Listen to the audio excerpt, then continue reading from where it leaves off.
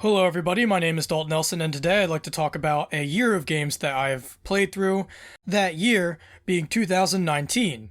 2019 was a relatively positive year for me, where I think I played a pretty good selection of games as I went through the year, and now I'm going to give you my top games that I played throughout the year here in this video. So, first, if you're not up to speed on the games that I've played this year, I'm going to show my list of games on the screen right now. It's going to be scrolling by. Okay, should be good. Now, if you weren't here last year on my 2018 list, basically I have a couple rules, I guess, or stipulations or whatever for these lists before I go into them. First, the placements here are not based off of the scores that I've given the games. Instead, the scores are more like general points of reference for me, rather than like concrete, rigid systems to kind of pin to games. Secondly, this is my list, which means this is my picks, which means it is very subjective. It is up to change. Also, these are all games that I have played in 2019, games that I've played for the first time this year, not games from 2019 the year. So I could have a game from the 1980s, the 2010s, and anywhere in between. And finally, something new that I'm going to do this year is that I had noticed and gotten some feedback that the last year's list video was a little bit too long, so this year I'm going to cut the list in half. I have played 34 games this year, which means I'm going to talk about 17 games in this video. If you would like to see my whole list, I'm going to post it on my Backloggd profile, and I'll include a link to that in the description down below. Before we get into the list, I would like to shout out my honorable mentions, which is every game that I have revisited this year. This includes Half-Life, Gunstar Heroes, Lisa the Painful, The Turok, Doom, all of those games. If I covered them on Revisiting, you should definitely check them out. So seek those out when you can. So starting off at number 17, I put Pikmin III. This game was a little bit too short for me and ends a little bit too soon, but I like the inclusion of captain commands, as well as the fruit system that includes, or that brings a kind of casual element to Pikmin while still having that ticking clock element that I so wanted within Pikmin 2. But really, Pikmin 3 is a game for those who have played Pikmins 1 and 2 and have liked those two games, so would like to have more. So that's who I would recommend it to. Still, it's not a bad game in the slightest. At number 16, I put Alien Soldier. Alien Soldier has a great weapon system that you can swap out and play with as you go through the game. I think some weapons were better than others, but there are some very memorable boss fights in the game, where in this boss fighting game, each one feels very different, and you'll approach it very differently as you go forward. Some bosses could be a little bit too much, maybe either too hard or multi-phased, but there is a great amount of detail to the sprites here, and overall it's a fun game to get into if you like action games and if you like putting yourself to the test. At number 15, I put Whip Whip. Whip Whip has some great grabbing and whipping mechanics where you can grab an enemy and then fling yourself towards them, and then destroying them and then collecting the fruits. It's a very arcade-style type game, and this is helped with its adorable, colorful style. It's very cartoonish and cute. It's great for arcade multiplayer. If you have a friend, definitely play this with them. And it's got a very catchy chiptune soundtrack that'll stay in your head as you go forward. At number 14, I put Pikmin 2. The use of real-world branded items helped with the immersion of a small person in a giant world that Pikmin is normally trying to go for. The character upgrades made for a treasure hunting experience worth embarking upon. It's also more relaxed than its predecessor, making for a much more accessible game. There isn't a time limit to this one, so people might go through this and be more relaxed. And the introduction of the multi-captain mechanics and leisurely time system that would carry over to its sequel makes for a great base here. If you played Pikmin 1 and liked it, then you should definitely play Pikmin 2. I put Death Stranding at number 13. It seems as time went on, I was in the minority of people who liked the traveling mechanics from this game. It's a shame the story is as messy as it is. It's not all bad. There's some great performances here and there are some story twists that I kinda liked. But for the most part, it pretty much is very disengaging. But I really liked the risk and the reward that all of the systems work together kind of brought to Death Stranding. There is this Masahiro Sakurai interview in the Iwata Asks series on when Iwata was asking him about Kid Icarus Uprising, where he actually talks about risk and reward and how it's an important system to implement within video games. So, as I was playing Death Stranding, I kept thinking about what Sakurai was saying in that interview, and I feel like it very much applies here, whether Kojima intentionally or non-intentionally put that kind of in this game.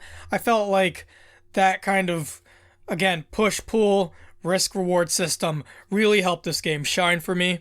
I felt like the networking aspects of the game are interesting, as well as the traveling mechanics. So I look forward to not only what Kojima Production brings to the table with further iterations of this concept, but game developers as a whole, I hope, kind of play with these networking aspects and these traveling aspects and kind of evolve them. At number 12, I put Bangai-O. Bangai-O has tons of action, has this reflexive type gameplay, and has you on the edge of your seat as you go from beginning to end. The swapping between two types of characters with different missile types on the fly make for a great gameplay dynamic here, especially kind of infusing puzzle elements with action platforming elements. I was very surprised with how much treasure could fit on screen here. There's so many missiles and objects that are rendered within the Nintendo 64 here that it's really a surprise that it all works very well.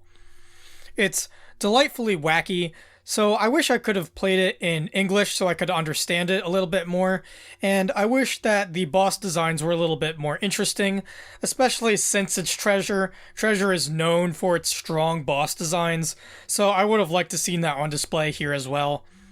At number 11, I put Yomawari Midnight Shadows. This is a great adventure-style game with survival horror aspects put into it. It's full of extra collectibles to get outside of the main campaign, which will keep you playing it even after the ending. The monster designs are very horrifying, with such inspired influences behind them, especially some of the bigger monsters here. I really liked the designs of the bigger monsters, but there's also some very scary smaller monsters here as well. Anytime I would go out towards the next objective, I remember the dread I felt of waiting for what could be out there for me. This is a game that does get inside of your head and makes you feel dread as you walk through the night, which was another thing that really captured me as I was playing it. Kind of walking through this town at night is a very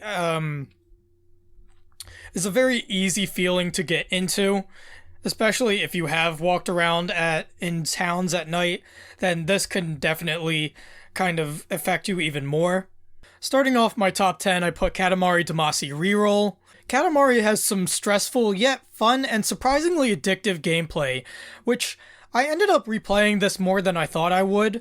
In fact, I ended up replaying this quite a bit, so that was very surprising for me. The game has this great cartoony style with some absurd flourishes thrown in here and there. The soundtrack is like a rainbow explosion of influences from all over the place. A friend and I actually played the multiplayer quite a bit, and I believe I got him hooked on the game, which is a statement to how this game can really capture players. So I felt like I was a little bit too harsh on it when I initially reviewed it. So here I am putting it in the top 10 at number 10 because I felt like it was more fun than I had initially let on. At number 9, I put Lisa the Joyful. This game is the finale to a great series of RPGs, with this one in particular bringing some appropriate closure. I was expecting a lot of lore-related answers that I didn't really want, but actually I came out surprised that there wasn't actually that much of that in this game. This is the only RPG in the series that relies upon past entries to tell its story, so I recommend you play them before you play this one. and those are Least of the First and Least of the Painful. They are definitely worth playing in my opinion. The Buddy and Rando dynamic as a duo really brought a lot of emotion to the story, giving Buddy's journey more weight behind it and giving this game a lot more weight behind it. At number 8, I put Cuphead.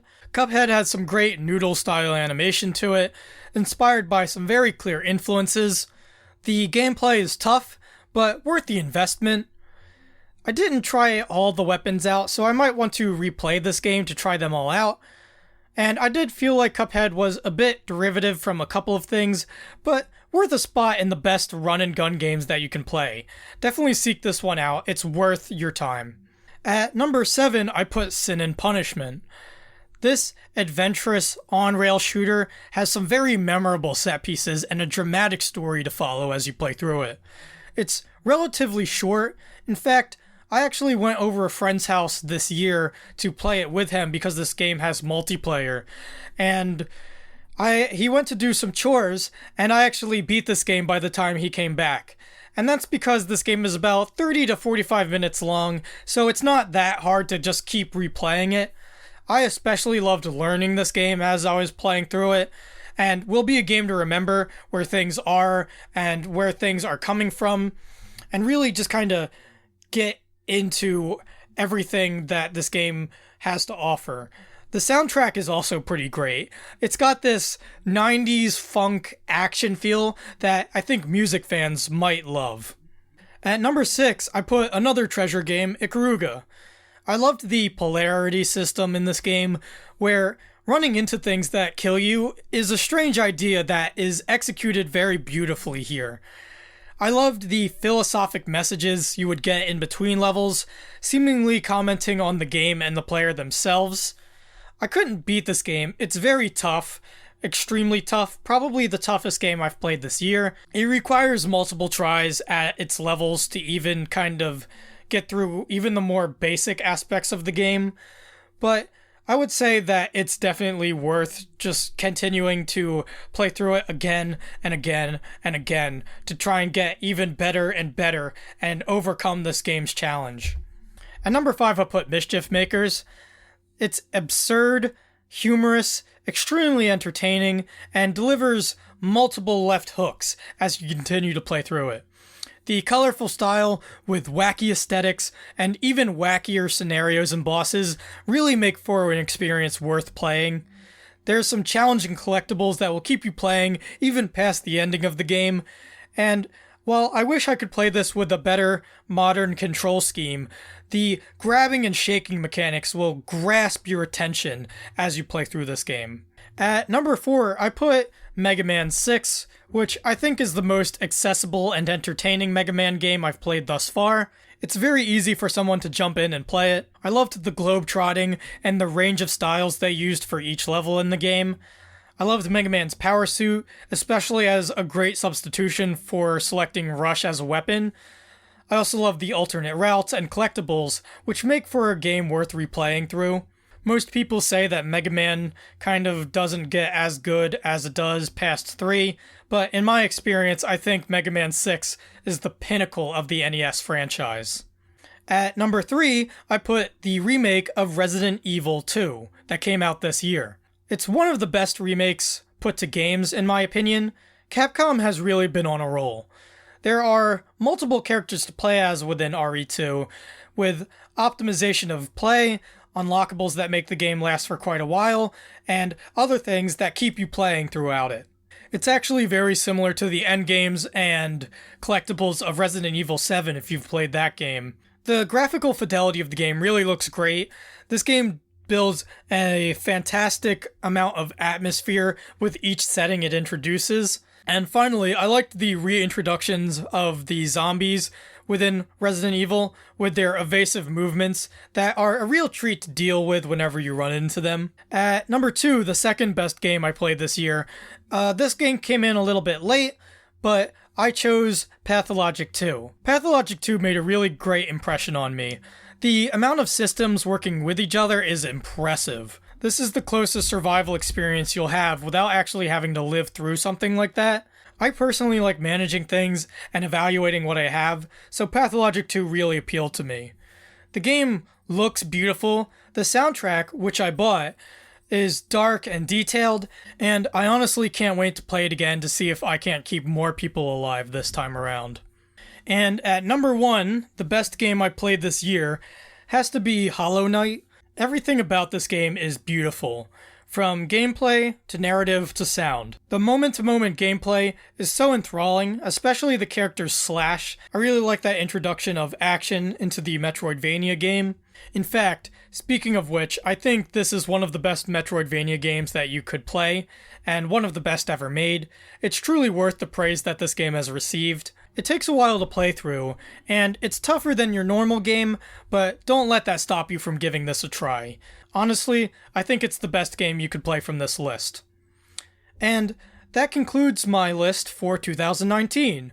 I would say that if you were to put any of these games on your wish list for 2020, put all 17 of these on there. Again, if you want to see the full list, the full 34 game long list, I put that in the description below on my Backloggd profile, so you can view that there. And with that out of the way, please make sure to have a great happy holidays and a great new year, and I'll see you in 2020.